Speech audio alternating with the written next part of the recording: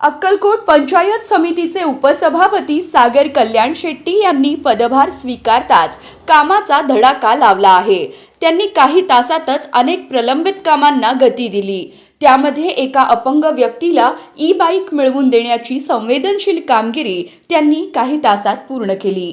चपळगाव वाडीतील संतोष निंबाणे यांनी ई बाईकसाठी 2025 मध्ये अर्ज केला होता, मात्र अनेक वेळा पाठपुरावा करूनही त्यांना वाहन मिळाले नव्हते। सागर कल्याण शेट्टी यांनी ही बाब लक्षात घेत तातडीने शासन स्तरावर पाठपुरावा केला आणि काही तासातच निधी मंजूर करून घेतला। मात्र मिळालेला निधी अपुरा ठरत असल्याचं लक्षात येताच उर्वरित रक्कम त्यांनी स्वतःच्या खिशातून भरल्याची माहिती सूत्रांनी दिली। त्यामुळे संतोष निंबाणे यांना अखेर ई बाईक मिळाली।